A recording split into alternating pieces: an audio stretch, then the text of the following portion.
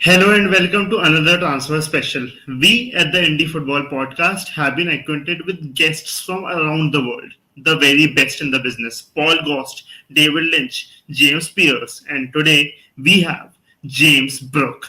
James, welcome man. Welcome to the Indie Football Podcast YouTube Live. We are really thrilled to have you here, mate, to talk about Liverpool and all the transfer rumors going around. How are you doing? Hi, Newcastle. Thank you very much, mate. The pleasure's all mine. It's great to join you guys all the way over there.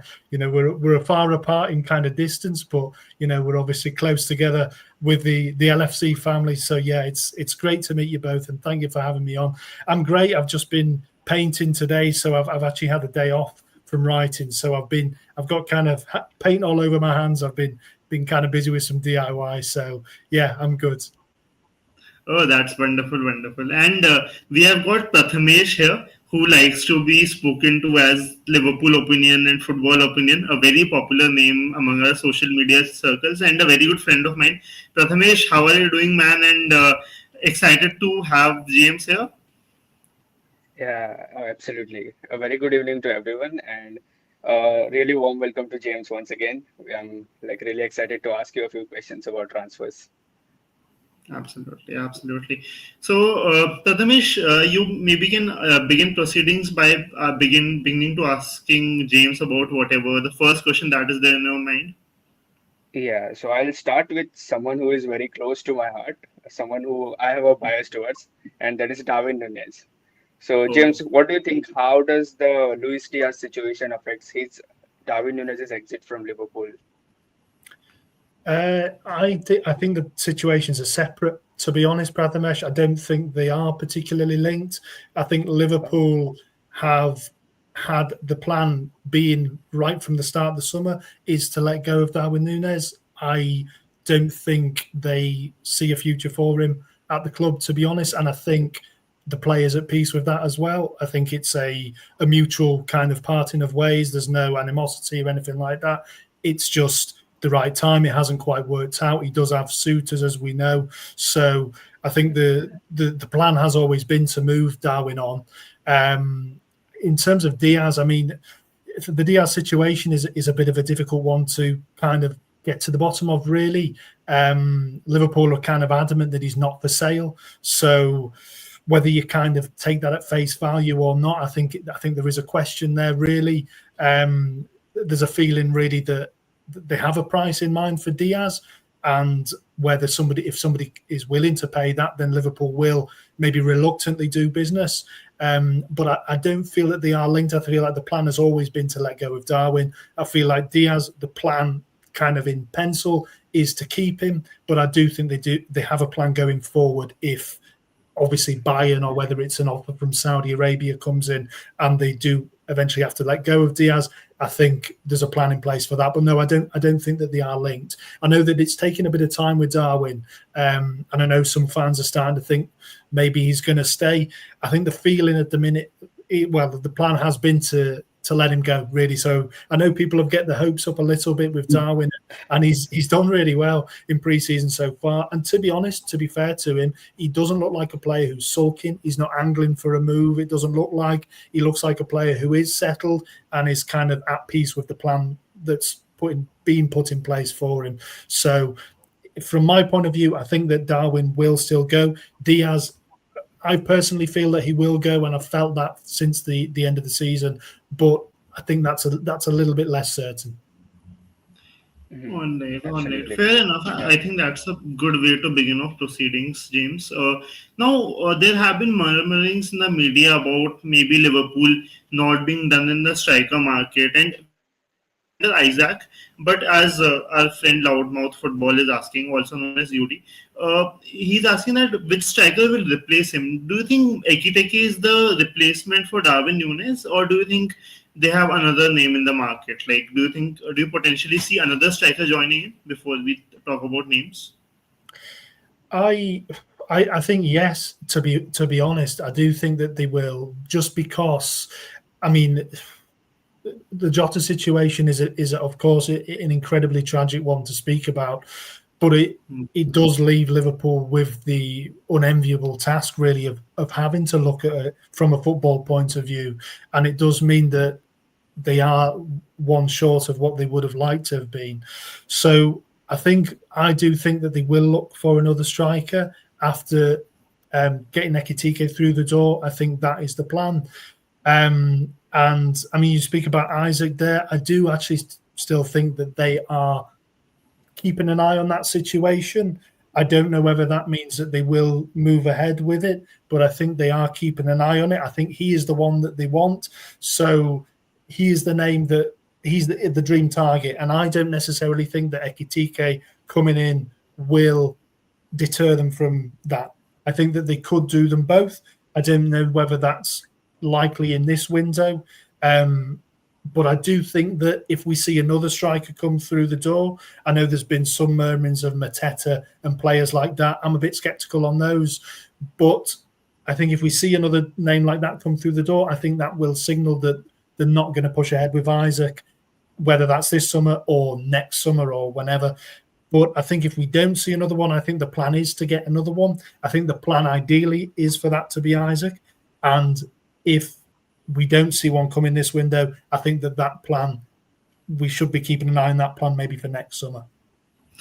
All right, fair enough. Now, one thing I really want to ask, and this is away from transfers. So, a lot of people have been talking about Ekitike being similar to Jota, and of course, like I won't say there's any Jota replacement considering everything that has happened, respecting the sensitivity of the situation. But how is the feeling within the club having like there being so many things? The club has gone through a lot. The supporters have been through a lot. The hierarchy have been through a lot, considering the whole Diogo Jota situation, his family, of course, Andre's family.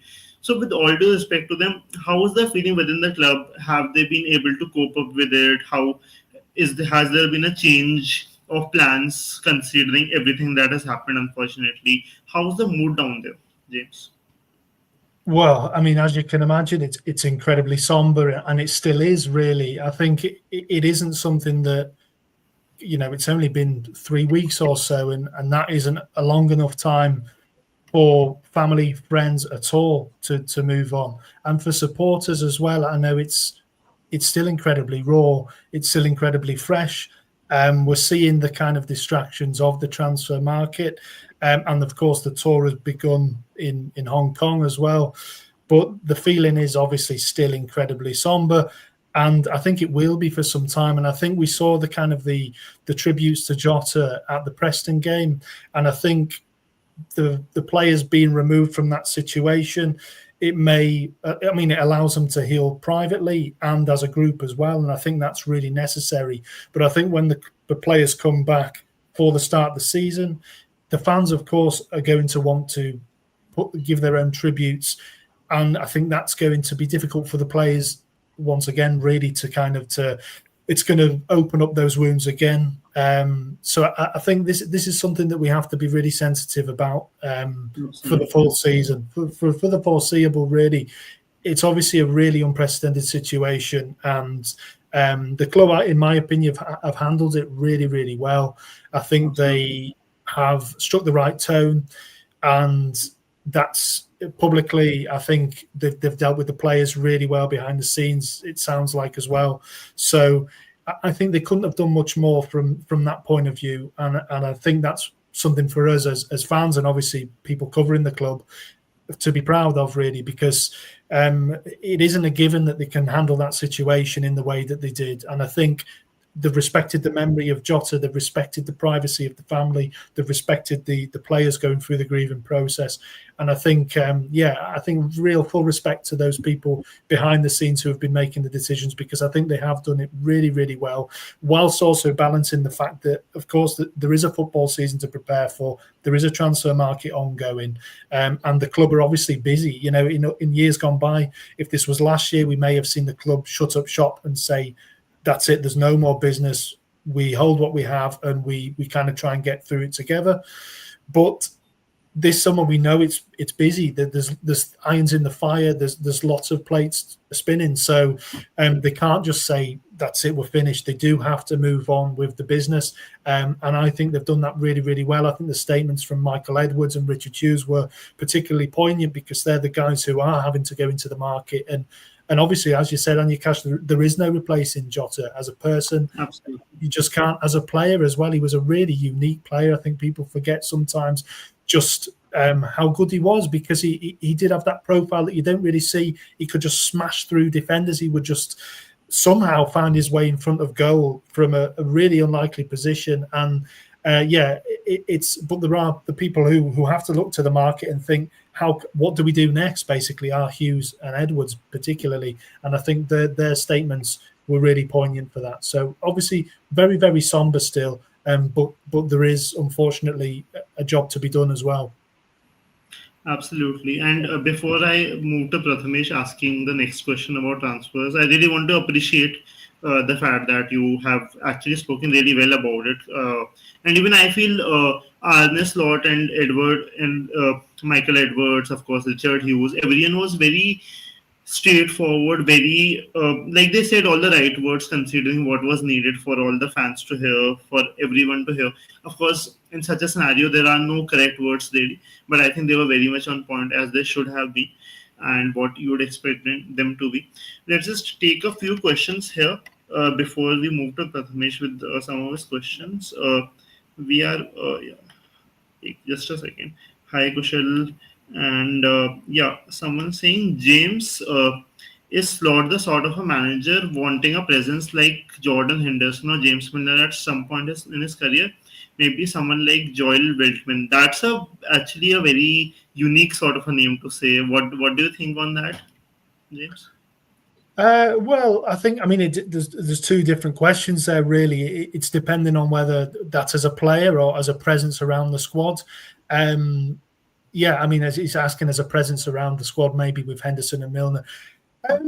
Not necessarily. I think different managers are very different, aren't they? I think Slot is quite a strong character. He doesn't have a problem seemingly kind of dealing with big egos and getting the players to lead him in that way. So I think there was some question marks when he first came in whether he would be able to follow Jurgen with that, because obviously Jurgen was such a charismatic manager that the players, he didn't have to do anything really for the players to lead from him. They wouldn't question him.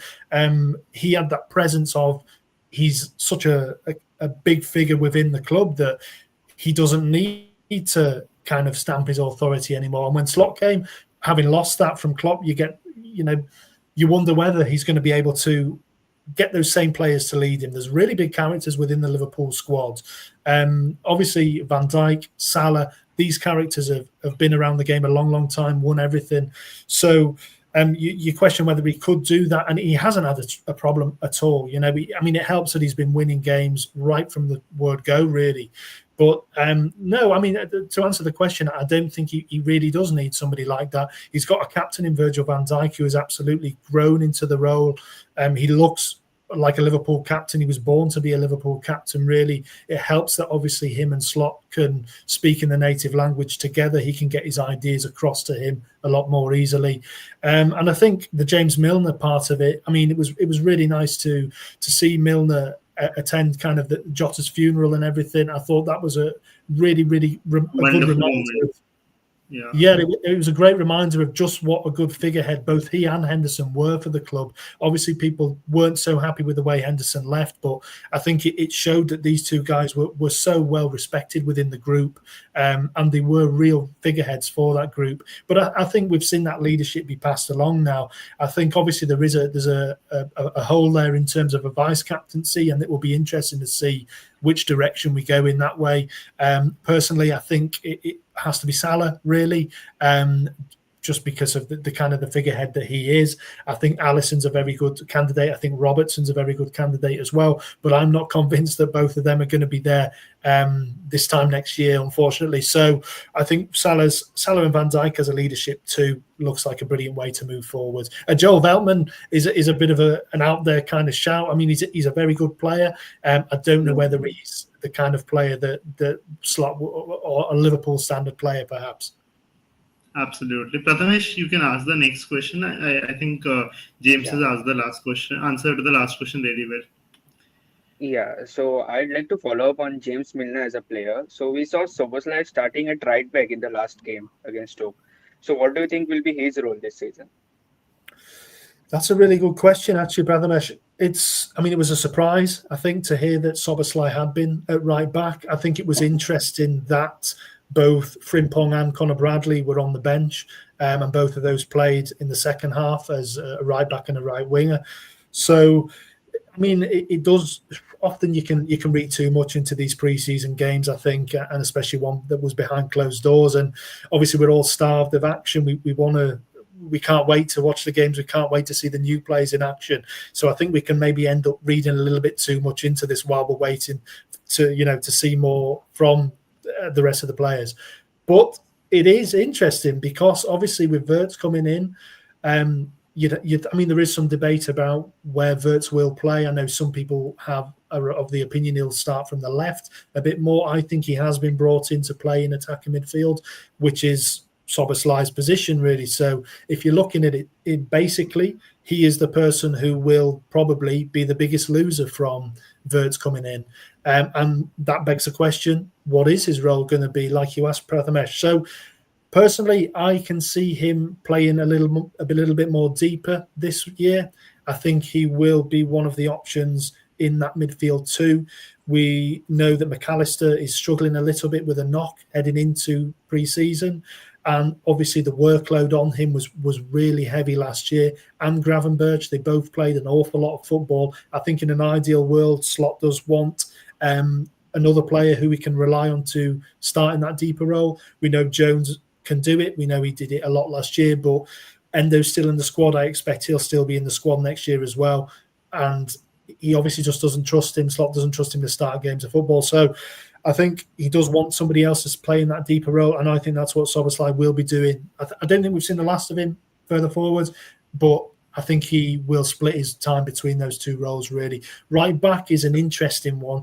I don't see him doing that once the season gets underway, just because I think he's got two players who, obviously Frimpong isn't necessarily an orthodox right back, but he's got two players who can play that role really well. Yeah. So I would be surprised if we see Szoboszlai do that when the season starts. But he's got the engine, he's got the kind of the running power to do it as well. So I wouldn't rule it out. I think that's a good view on things, because I was actually watching a Twitter space from the Anfield sector today. And they were talking about that, Szoboszlai was really good at right back, and whether he can be something of an unorthodox option, say sometime against like Manchester City, or say a team which, in the Champions League for that matter, just like a plan B just in case, if like just to surprise the opposition. Because I think, although I feel Conor Bradley and Jeremy Frimpong are two players who are comfortable running into midfield also if it's required. But I feel that even Szoboszlai is something of an unorthodox option who could supplement the attack in the way Trent used to. And moving forward with it, James, there's a lot of talk about Mark Gahey, of course. There have been murmurings, there have been, reliable reports also that we are interested in him. All the major journalists, including you, have come out in some way or the other talking about, Mark Gahey could be an option for us. What do you think about that, James? Do you see Mark Gahey becoming a Liverpool player by the end of this transfer window? What is your insight on that? Personally, I've always been a little sceptical that Gahey's an active target for this window. I think that Liverpool will, going back to what Richard Hughes said when he first joined the club, the line and opportunistic, we want to be opportunistic in the market, I think is well worth keeping in mind whenever we're talking about Liverpool transfers and with Richard Hughes at the helm. And I think this one falls into that category. I think Liverpool like him a lot. I think he is definitely a player that they would like to sign, but the price tag is the issue here. Liverpool aren't going to spend 40 or 50 million on a player who is out of contract in a year's time. It just isn't going to happen. So I think the price needs to drop for him to come to Liverpool this summer. Right. The question is whether Crystal Palace are willing to do that. And I know the rumblings at the moment are that they want a sale, so they would rather sell him than obviously then lose him on a free next year. So I think there's a bit of kind of a standoff going on here where Liverpool, I think, are waiting and saying to Crystal Palace, we're not going to pay that, but we know you want to sell him. So they're waiting for Crystal Palace, I think, to come to the table and say, okay, fine, we'll do him at 30 million or 25 million or whatever. I can't see them going that low, to be honest. And I think that's the kind of money Liverpool would be wanting to do the business at. I can't see Liverpool going higher than maybe 30 million. I just don't think they will do unless something happens with Konate. So if somebody comes in with a big offer for Konate, which I don't expect will happen, but if somebody did come in and say, here's 40 million, we want Ibu Konate now, Liverpool, I think, would move very quickly to get Gueye through the door, because there's a massive gap at centre-back at the moment. So personally now, I don't think, unless there's a significant drop in the asking price, Liverpool will go fully in for Gueye, but you absolutely can't rule it out. Things can change quickly. And it's definitely a player that they like, which I'm surprised about a little bit, to be honest, just because he's on the shorter side for a centre-back. Liverpool, we're used to seeing very big defenders play for Liverpool. That's tended to be the kind of the model. So I am a little surprised, to be honest, that they are so interested in the player. But yeah, they definitely are. I think it could be more for next summer, but we'll wait and see. Interesting. That's actually very interesting. Prathamesh, you can go on. Yeah, so about Alexis McAllister. So I read some articles that some of the Spanish media outlets are reporting they're just subtly throwing around his name. They're not exactly putting it out there, but they are like subtly throwing around that Real Madrid are looking for a midfielder. And in the past, even Marca has reported their interest in Alexis McAllister. So what do you think about that? Firstly, it's not a surprise. I think it's testament to the way he's developed at Liverpool. Obviously, he was a brilliant player before he arrived at Liverpool. You don't, win a World Cup in a team with Messi if you're not a brilliant player. So he obviously was a fantastic player already, but I think he's gone up ever since he's joined Liverpool. I think his level has just continued to go up to the point where last year there was an argument that he was the best player in the team, towards the end of the season. I love Alexis McAllister. I think he's a wonderful footballer. I think he's still underrated despite everything he's won, despite his importance to Liverpool. I think amongst Liverpool fans, I think that there's a segment of the fan base which unbelievably would sell him if Real Madrid came in for him. They would let him go, and I just can't understand that. Oh, yeah, that's a shocker. That's a shock. There's people out there who just don't rate him, and I can't understand that. I think he's a brilliant footballer. He's a really smart footballer. He can do a little bit of everything. He'll bite into tackles. He's got a brilliant eye for a pass. He can score from anywhere. I think he's just a super player. And if you've got a player like that, you don't let him go. And Liverpool, as far as I'm concerned, have absolutely no plans to let Alexis McAllister go. He's come to be a really big figure in the dressing room. You can see he's a leader as well as just a fantastic footballer. He's not afraid to front up the cameras. Anytime Liverpool have lost, Liverpool have won, you can see Alexis McAllister out speaking to the press. I think he's a real gem, and I think there's no surprise that Real Madrid would want him. I don't think that's an active thing. I don't think they are planning a move for him, and I don't get the impression Liverpool are worried about that. I don't think it's something that they are kind of concerned it will happen. But what I will say is I think they do need to keep an eye on his contract situation, just because he's 3 years left now on this contract. It's obviously a good amount of time, but as we've seen, these contract situations can start to get away from you if you don't get on top of them quickly. And the last thing Liverpool want is McAllister really going into the last 2 years of his deal next year, Real Madrid sniffing around. So I would keep an eye on that. I think Liverpool will feel the same way because he's become such a big part of the team. I think that'd be one to keep an eye on, maybe over the course of the season, maybe, or into next summer. But yeah, I don't see that happening this year at all. Yeah, that's a relief. Fair enough. That's actually relieving to know, honestly, James. Now, when we talk about speculation, there has been a lot about Rodrygo. And of course, our dear friend James Pierce came out with a tweet with not some really good, not really some sweet response from the Twitter people that, about Rodrygo, in which he said that Liverpool currently don't have any plans to pursue him as a Diaz replacement. Of course, I think that means that can change maybe, but I'm just speculating here.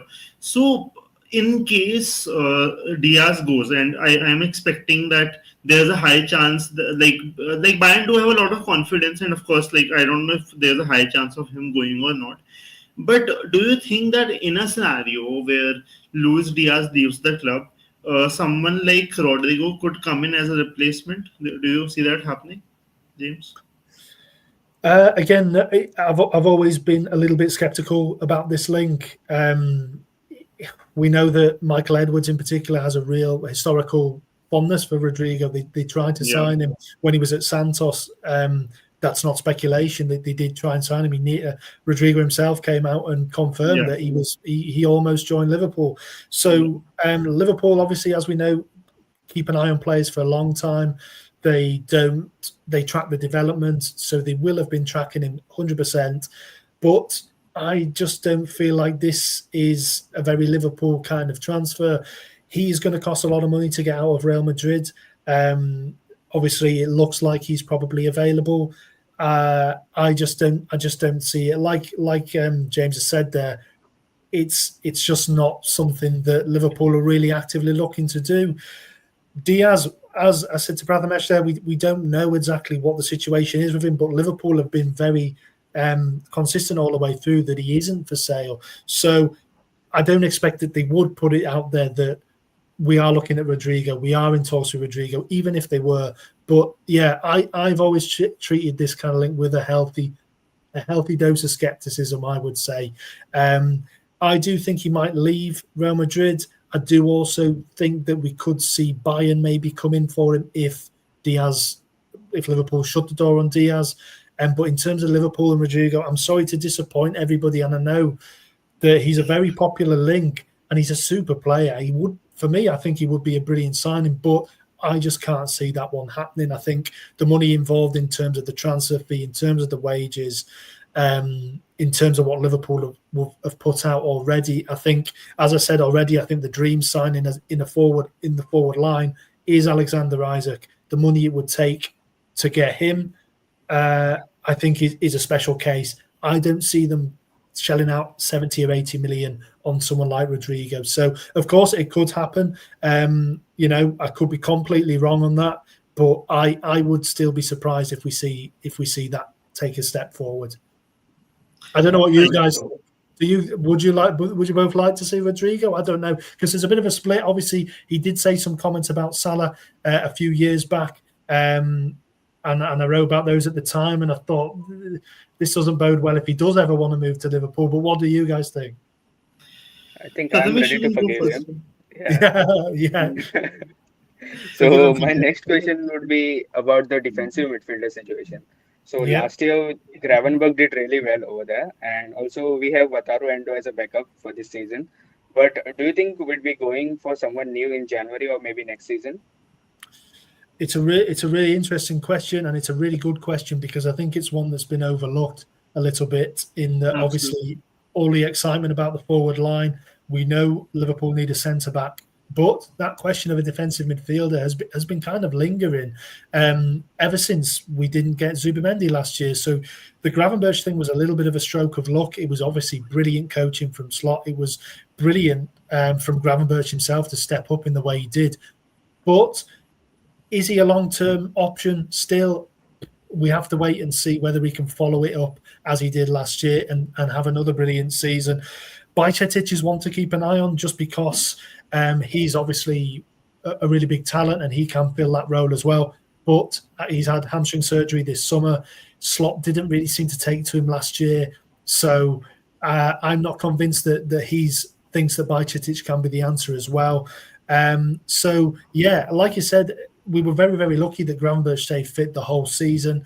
Whether that'll be the same this year, if Endo has to come in and play a stretch of games, there's obviously a bit of a drop off there. So I think it is one that they are aware of. I would be surprised to see them do it this summer just because of everything else that they've had to do.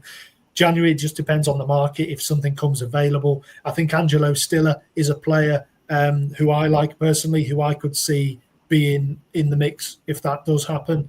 Right. I think it's the right kind of profile, the right kind of price, maybe as somebody who could come in and play, not as an immediate starter. But yeah, I don't think they will do anything in that regard this year, but want to keep an eye on next year for sure. Okay. That is That's one thing I interesting. observed, that Arne Slot has been very rigid with his selections. So we could see that Gravenberch was a bit fading towards the end of the season. Right. So it would be really helpful if we could get someone else in January, or maybe as a backup, or maybe he starts playing Endo more than he did last season. I agree with you 100%. I think it's a dangerous game when you start running players so much into the ground, no matter how good his record is at keeping players fit. I think it's a place that they do need to keep an eye on. I'm not convinced by Jones in a deeper lying role. I think Soboslai, as I mentioned before, we could see him start to play deeper, but with the best will in the world, he isn't a defensive midfielder really. So I absolutely agree with you. I think Bajcetic and I think Morton was a bit unlucky not to have been given a little bit more game time. But yeah, I don't expect to see that next year as well. I think he will leave this summer as well, Morton. So yeah, we'll just have to wait and kind of see which way it goes in that way. Fair enough, James. Now, as Ratan says, our DM position is cursed, and it is kind of cursed considering we have gone for so many targets and something or the other has happened. Coming back to the question you asked, James, you asked about Rodrygo, and honestly, like I am also a bit split on it, considering as much as I like the fact that he comes from a place where he has been winning a lot of trophies, he has the experience, and he is still pretty young. The fact remains that maybe I would have preferred someone like Bradley Barcola, who has scored much more goals, who was already playing at the top at PSG, who suddenly has kind of fallen out of favor as compared to Kvaratskhelia and Desiree Doué. So when we talk about other positions, when you talk about the left wing position, another name which has come up is the Anthony Gordon one. Now we of course know that Liverpool almost signed Anthony Gordon last season, and of course he's a player they like. Everyone knows about it. It's common knowledge that Liverpool are a team which have been following which have been following his growth for a long time now. So, do you think there's a scenario that they revive their interest considering he's homegrown and, of course, hasn't had the best of seasons, but still didn't have a disaster of a season either? So, do you think that could happen in any scenario? I would say I think that's much more likely than a Rodrygo. I think Barcola as well, unfortunately. I think Liverpool like Barcola. And I think if there was a situation where he was gettable at a decent price, I could see them perhaps getting in the mix. But I think Anthony Gordon is potentially the one that we need to be keeping the closest eye on here, to be honest. Like you mentioned there, Liverpool almost signed him last year. And okay, he didn't have a brilliant season. I know that. I mean, he was even replaced in the Newcastle team by Harvey Barnes once he had a bit of suspension, injury, and things like that. Barnes came in and did really, really well. But I do think Liverpool will still be interested in Anthony Gordon. All the things you mentioned, homegrown. He's still very young himself. He's a player who you can mould into something special. I know it's a bit of a kind of fans will be split on it as well. I know there is a portion of fans that would prefer to see Rodrygo come in. They clearly are, yeah. Yeah, I mean, I know. I you can understand it because if you look at his output, it's not amazing compared even to Diaz. And people say, well, why do you get rid of Diaz and bring Anthony Gordon in? Well, I think Liverpool will see the upside. I think they'll see a player there who can really develop still. I think the homegrown aspect is there, but I think it's maybe a little bit overblown. But Liverpool clearly like him. The player clearly would love the move if the circumstances were right. So yeah, I would still keep an eye on Anthony Gordon. I think that is one that we could see reignited, but Oh, Newcastle won't let him go for cheap. We know Newcastle drive a hard bargain. They're struggling to get their own targets through the door, so Right. it isn't Absolutely. it isn't going to come easy, Anthony Gordon. But I don't. I mean, it might not be this summer again. It might be another one we look at next summer, if he kind of his form returns a little bit. But yeah, he's certainly one I would be thinking would be in the mix if Diaz does go. hmm. Right. So, Mark, another question for you, James, would be that if we see the history with FSG, then we have made some big signings like Allison and Van Dijk in isolation in different transfer windows. But it's the first time that it's happening that we are making big signings in the same transfer window. So, what do you think has changed with the Fenway Sports Group? Well, I don't think anything necessarily changed. I think if you look at the transfer window back in 2018, we bought Allison. Keita was brought in as well. Fabinho was brought in as well. They also, I mean, it's easy to forget, but Van Dijk came in just 6 months before that. So if you put all Absolutely. that, and that was a transfer that they brought forward just because, I mean, they had to delay it, but they brought it forward as Yeah, well. So that was a massive outlay. I think FSG have shown a willingness to go big if the right players are available. They won't hesitate if they think this is a game-changing signing. They will put the money down for it. So I think what we're seeing is maybe a pattern of going big, having a couple of years where we kind of do little bits, and then when the time comes again that you need to bring in a couple of bigger players, they will go and do that as well. So I think as Liverpool fans, we should never expect that they're going to do this every year. This obviously isn't the new normal. I'm sorry to disappoint you boys. We're not spending No 200. more 500 million pound summers. I wouldn't be surprised if Liverpool do nothing next year, and uh, if they need to do Same. something, they will. But I could see a scenario where we think, right, we've settled now, we've got the team together, and that's not necessarily a hmm, bad thing. As people who cover transfers and people who love seeing new players come to the team, that's disappointing because you have a year like last summer where nothing happens. But in terms of squad planning, it might make sense to do that. So I think they're flexible. I don't think they ever go in and say we're not doing this or we're doing this. I think opportunistic again. If the opportunities arise, they've got the reserves of money where they can go, right, we can do that. We've saved the money, we've kept our powder dry. Now we can go big on this player. And I think that's a brilliant way to run a football club. I know they get absolutely. a lot of kind of there's split opinions about FSG. I think those bad opinions will have quietened after this summer. Um, but you know, there's no pleasing a lot of people, is there? But I think that they do a lot of things well, and I think a lot of clubs like Manchester United, look at Newcastle struggling with PSR issues. You know, that's obviously a very different scenario, but there's owners out there who run their clubs terribly, and I think FSG are not one of those. They're willing to do the Yeah, big money when they need to. They're willing to give out the big contracts. They've shown flexibility in handing Van Dijk and Salah, well over 30 now, big contracts. Not that they had much of there was no way they couldn't really, but Yeah. the history of the past, if you'd have asked people a couple of years ago, no way, they won't hand contracts to players over 30. They've done that. So I think they're willing to be flexible, and I think they do run the club very, very well. But yeah, I don't think this will be a new normal for them. yeah, Absolutely. As the as your namesake often says, the FSG out boys would be quiet tonight. And I'm talking about James Pierce here. The Anyway, next fan boys will be quiet tonight. absolutely.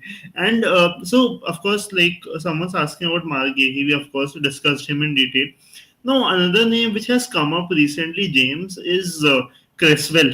Of course, Charlie Cresswell, if I'm not wrong. I think someone who has played at Agreed. Leeds United, is homegrown, and has played really well in the England in the for the England under 21 side in the recent tournament.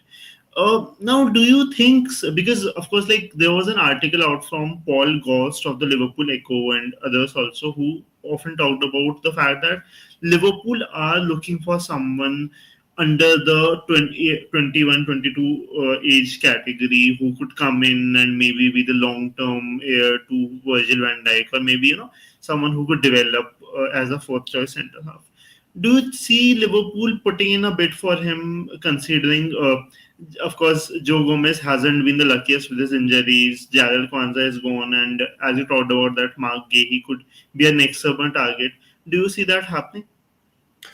Well, they need a centre back 100%. So Sure. it's been interesting because aside from Gahey, there hasn't been an awful lot of kind of concrete targets. It's been quite quiet in terms of we don't know exactly who that centre back could be, and the feeling is a little bit like I said before that Gahey could be more of a Canate kind of replacement, which would mean they still need another centre back.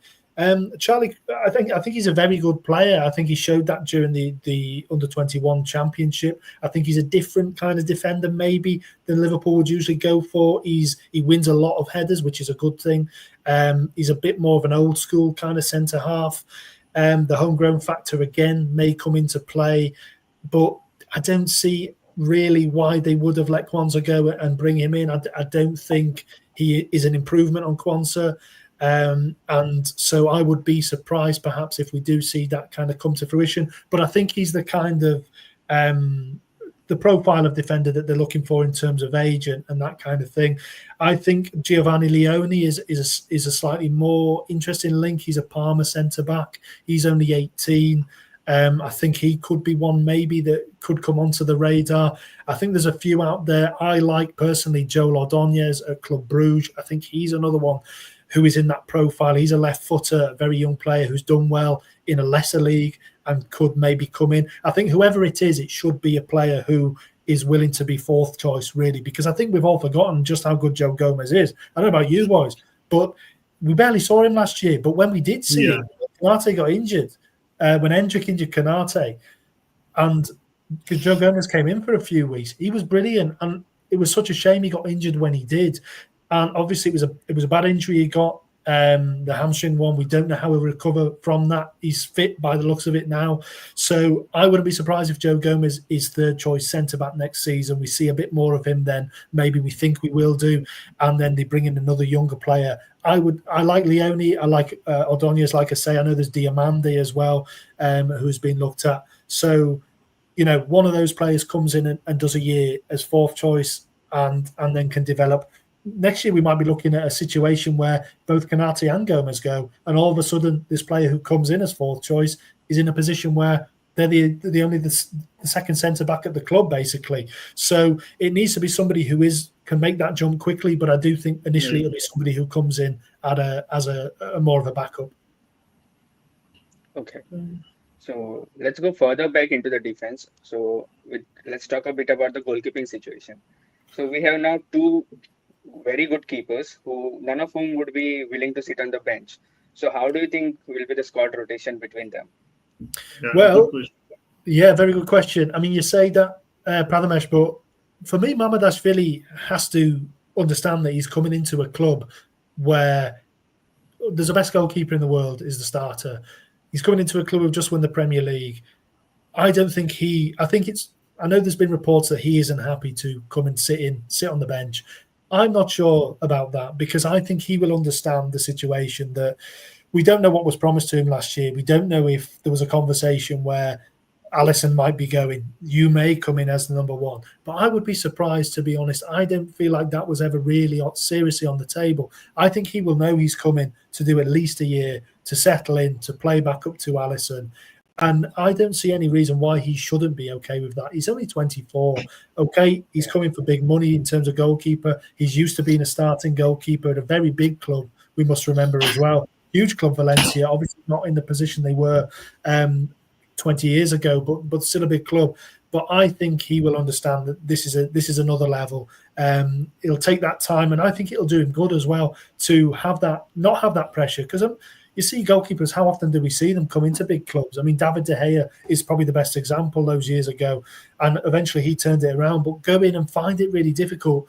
A new league, new surroundings, and obviously he didn't have the best centre half of all time, arguably in front of him in Virgil van Dijk, who would help Mamardashvili, of course.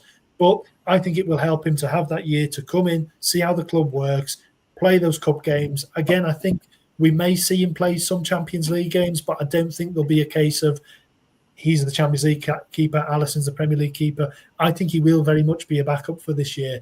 And then we'll see what happens beyond that. I think we could see Alisson go in a year's time. But that all depends, really. We know, of course, the injury situation is something that we haven't mentioned as well. That's something that will come into it.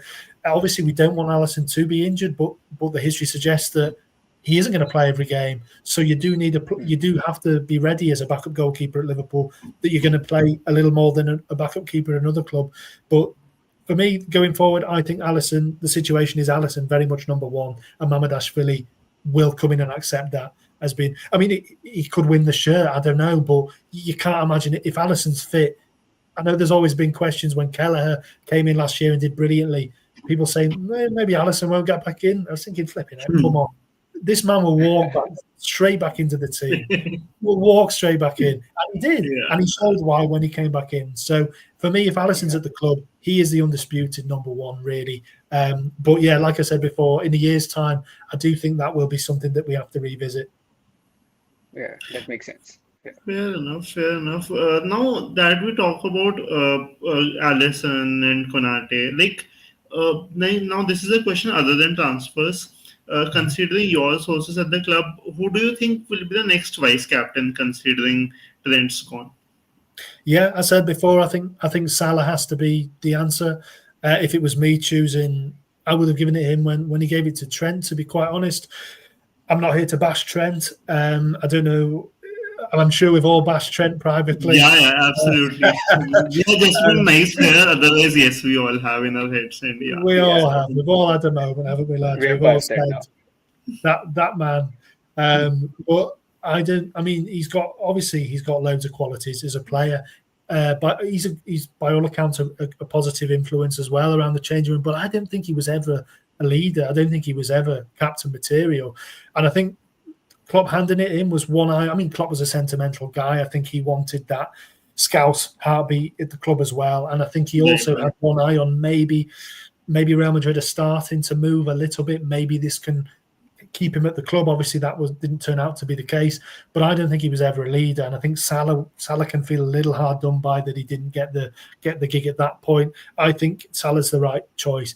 Like I said, I think Alisson and Robertson are two guys who would be very good candidates as well. But I'm not convinced. I mean, Robertson, I'm almost sure that he will go next summer.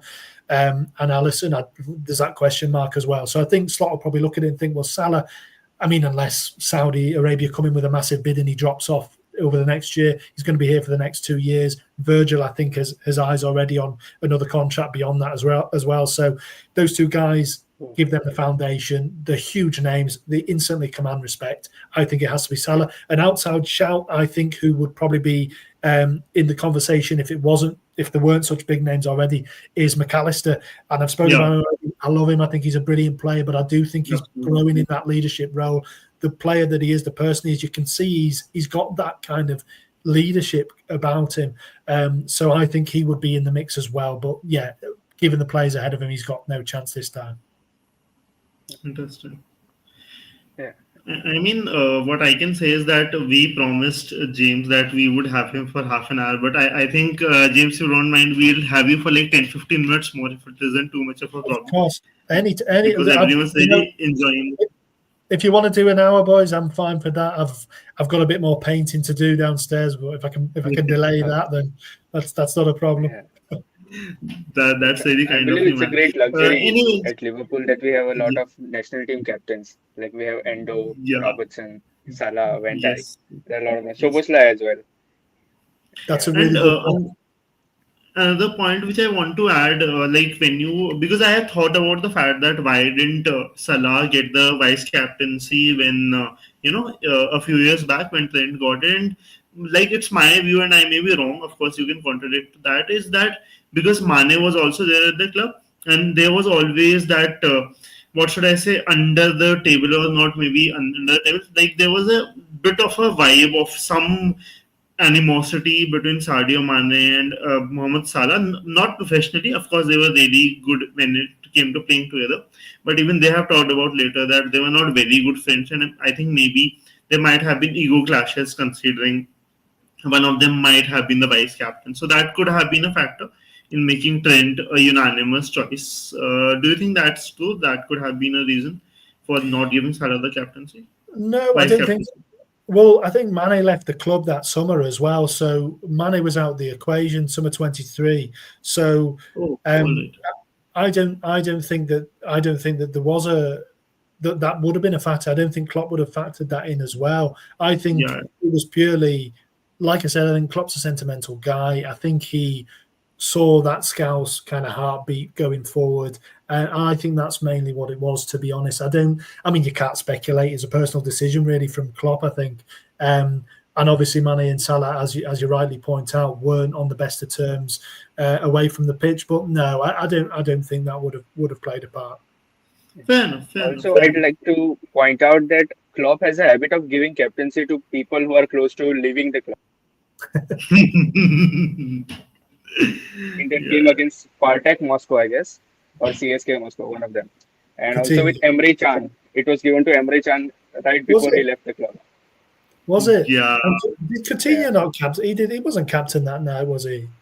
That's 7 Coutinho 0. was the captain. He scored a hat No, trick I that think night. He was the captain No, that no, night. Coutinho was the captain. Yeah, even I was saying the Yeah. same. And Coutinho, Yeah. I think, got his first Champions League hat trick. Like, I think that was the Yeah. moment. And anyway, so coming back to transfers, and of course, Prathamesh bhai, you can add also. Like a lot has been discussed about Ibrahima Konate, and of course, like we have talked in bits and pieces on the show already about it. What is your feeling, James, considering the sources you have spoken to? Like you are pretty much in the know.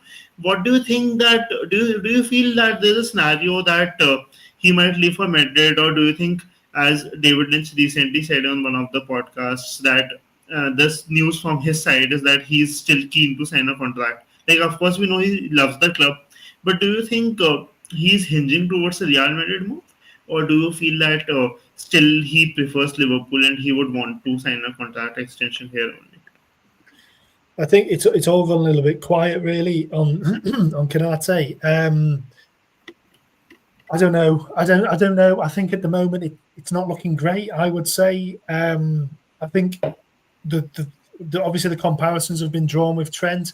I think it's a very different scenario, just because I think with Trent, Liverpool had no hope of keeping him. I don't think it wasn't to do with the contract. It wasn't to do with the terms on offer. He wanted a new challenge. He wanted to join Real Madrid. Liverpool could have offered him $500 million a week, and I think he would have still said no. I think his mind was made up. He wanted to leave. I think Kanate is a different scenario, because I think from what we kind of hear, I think it's a monetary issue. Basically, the reason he hasn't signed already is there's a kind of discrepancy between what he's asking for, what Liverpool are kind of putting out there for him. So there is a deal to be done there. There is a figure at which Kanate will say, absolutely, yes, I'll sign a new contract. And I wouldn't say that it's over, but I think any time a player goes into the last year of the contract, it's never a good sign. We know that there were mitigating factors behind the sporting directorship wasn't really sorted. There was a bit of a leadership kind of vacuum. But I do still feel like those conversations have been happening. So there is a conversation going on between Kanate and the club about a new contract. So there hasn't been an agreement with such little time left of his deal. Doesn't bode particularly well, but it doesn't seem as though there's any panic. I think the conversation's still open. So I think those reports that Kanate has already decided where he's going, I wouldn't take those too seriously. I think there's still a deal to be done with Liverpool, and I think that will probably remain the case, not forever, because obviously the player does need to start looking at his future and where he's going to go for next season. But I think at least for a few months still, I think those conversations will still carry on. But personally, I don't think he'll be here next year. I do think he is going to go, but that's just a personal opinion. You know, I think when a player gets so low into his contract, I think if Liverpool were going to pay him what he wanted, I think they would have done it already. I think the idea that they're looking at Gahey, I think that's a little bit maybe smoke and daggers, maybe putting pressure on Kanate a bit, saying, look, we are ready to move on from you. So there is a little bit of that going on, I would say. But I don't have a great deal of confidence, to be honest, that he's going to be here next year. Oh, Hmm. that's a bomber from James. Actually, Well, the one Yeah. you. it's a personal opinion. That's a personal opinion. Yeah. I think that the conversation's ongoing, but I would love to be wrong, and I definitely could be wrong on that. But I think I would be surprised personally, just because I feel as though I feel as though Madrid obviously want him. There is they do have those kind of ways of signalling that they are very much keen on a player, and yeah, I think if he doesn't sign at Liverpool, I do think he will probably end up at Real Madrid. But it's not a done deal by any means. I wouldn't say it's still open, still hope, but not loads of it. So James, I think we've covered most of the positions except one, that is Mo Salah's position. So he'll be going for Oh, AFCON now. So Yeah, we can maybe play Jeremy Frimpong up there as a makeshift right winger. But what do you think is the long? I think it's obviously a question that Liverpool have kind of kicked down the road a little bit again with Salah's Yeah. new deal, but I've no doubt they will be working on that in the long term, just because we don't know what next year's Mo Salah looks like. He obviously didn't end the season brilliantly. He struggled to find the net for the last kind of 2 months of the season. Really, he was struggling. So I don't think there's anything to read into that. I don't think that's part of a longer term decline or anything like that. I think we'll still see him back to his best. But you don't know when that can happen. The drop off will come correct. at some point, and Liverpool will Absolutely. know that. They will be planning for that. In terms of long term, I think Frimpong, I think there's an eye on that, really. I think they will see how he does. He's obviously only 24 himself. He's a very young player. It just depends what Slot wants as well. Obviously, under Klopp, we were used to seeing those inverted wingers with Salah and Mane cutting in onto the stronger foot. But, Liverpool don't have another left-footed option there, really. So does Slot want to go that way? I think at Feyenoord, he tended to have more orthodox wingers who would go straight, on the play on the side that they were strongest. So I think it just depends, and it's really difficult to say. I think obviously we've got a few young players who are already being looked at, and Gamoa is obviously really impressed this summer, but he does seem to be being seen more on the left side. Doak is another interesting one. I think time might just run out with Doak in that he may want to move on and play more regularly before Liverpool are able to give him those kind of minutes. So the long term, I think it's impossible to say. Basically, I don't think there's a player who we can look at and say he's the one. I think in the past we've tried to do that. Maybe Mbuemo was even somebody who you look at as that left footer, who maybe he could be somebody who could come in and do that, but obviously that's not the case. So I think it'd be wrong to sit here and say this player is the one who they want as the Mo Salah kind of longevity plan. I don't think that there's a nailed on one just yet. Yeah. And if you ask Salah himself, Pradhamesh, I think he'll say, "I'm the Mo Salah succession plan. I'm going for 10 more years, boys." So, Yeah. and He has that mentality. who could put that Yeah. past him? Yeah. That Absolutely. brings me to my last question for the night. So about Chiesa. Chiesa has been left out of the squad traveling to Japan. So do you think that's it for him? I hope not. I hope not, because I really like Federico Chiesa. I think he's been really hard done by, to be honest, at Liverpool. I think it's been a mixture of fitness issues. I think the problem, I don't think it was mainly a fitness issue. I think it was the fact that he was brought late to the club, late on in the window, never had the chance to really properly bed in. And by that time that he was fit, well, he then did pick up an injury. And then by the time he was fit again, Slot already had the players he wanted to work with, and it was hard for Chiesa to break into that. So I think he's had a really tough go, and I was really, really hoping that he would get this pre-season to get up to speed, to show what he can do, and to make a case for himself to be in the squad this season. But it doesn't look like that's going to be the case, to be honest. I don't think him being left out of the squad is necessarily an indication of that. The club are saying it's an injury. I would probably take that at face value, given we still expect Nunes to go, and we're still not sure on Diaz, but there's other players like Doak even, or Elliott who could leave, who are still there. And we haven't seen anything advance with Chiesa since he was left out of that. So I think it probably is an injury, but I would say that doesn't do him any good either, because he needed that pre-season to bed in. So Exactly. whether it's an injury or a transfer, I think the writing is on the wall for him.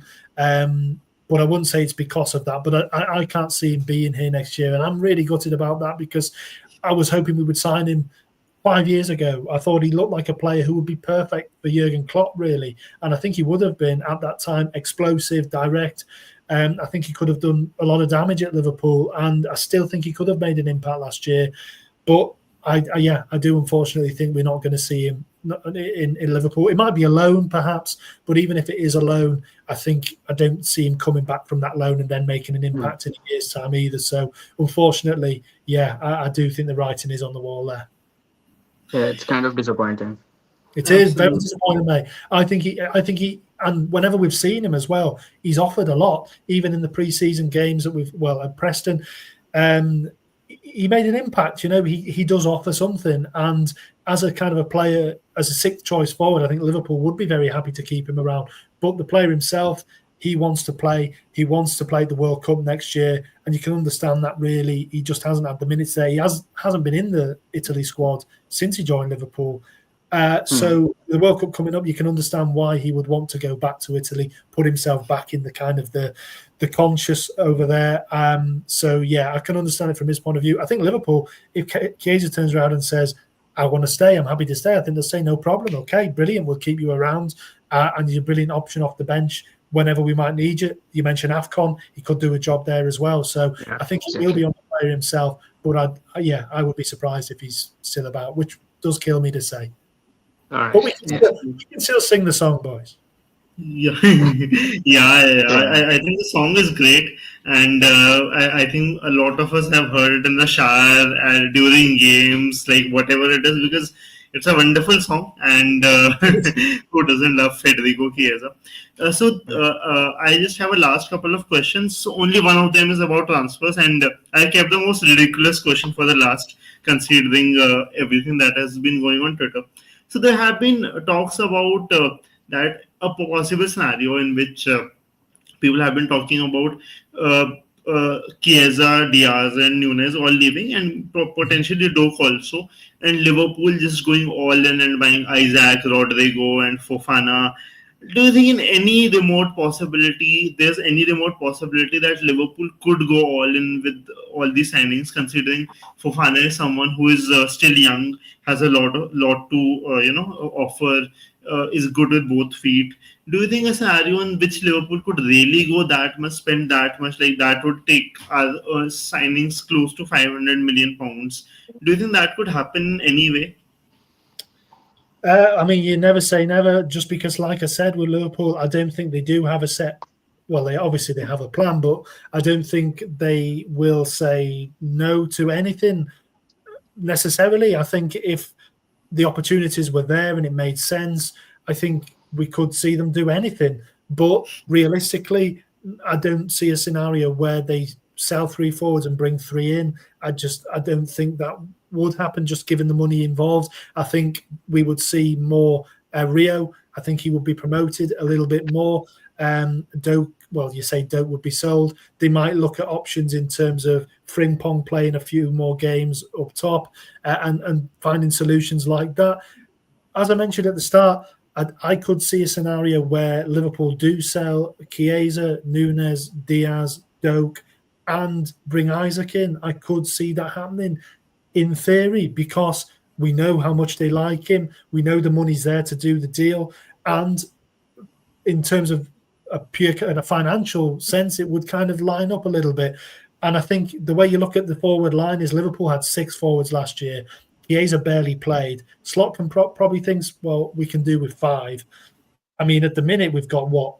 I mean, we've got a lot, but take Nunes, Diaz and Chiesa out of the equation. You've got Gakpo, Ekitike, and Salah. You've got Ngumoa, who can do a bit, and Frimpong, who can do a bit. Then if you bring Isak into that, that's 6.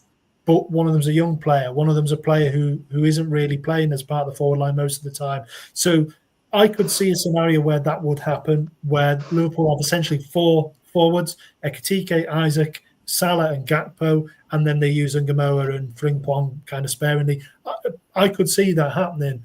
But that doesn't mean it will, because Newcastle don't want to sell him, and that's kind of the bottom line at the moment. So if that kind of opportunity does arise, Newcastle open the door. I could certainly see that happening where Liverpool sell 3 attackers and bring Isak in. And I think we've not been used to Liverpool. I mean, no club likes to do so much in a transfer window because there's too much change. You're changing half the 11.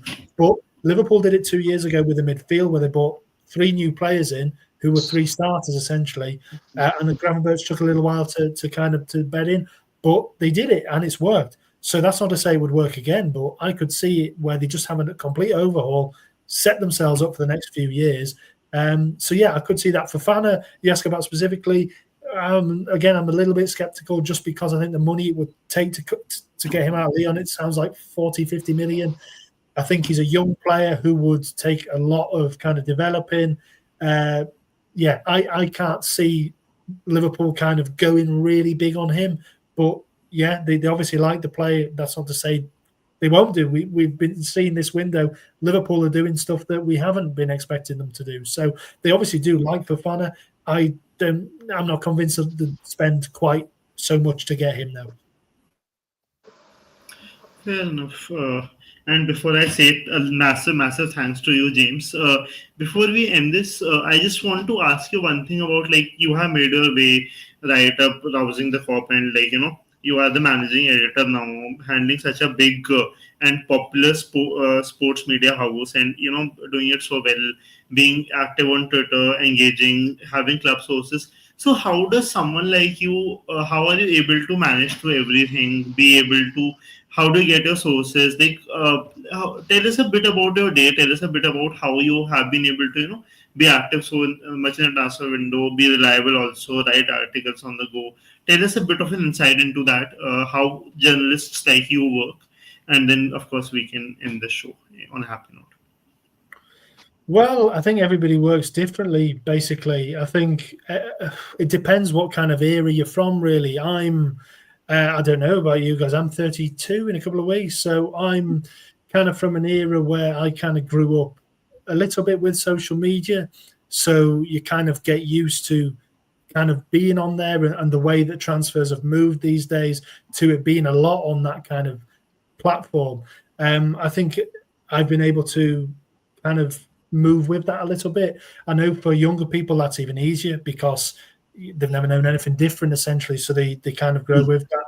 Older journalists, I know it's a bit more of a kind of a learning curve, and some of them aren't so active on social media. But you see the likes of Paul Joyce, when he says something, he means it, and everybody looks out for it. So that's the way that he works. Other people will post a lot and post every little detail of a transfer, and that's another different way of consuming it, basically. So I think from my point of view, you just want to tread that balance. You do want to make sure you put the news out there, but you don't want to be saturating everything, and you don't want to be commenting on everything.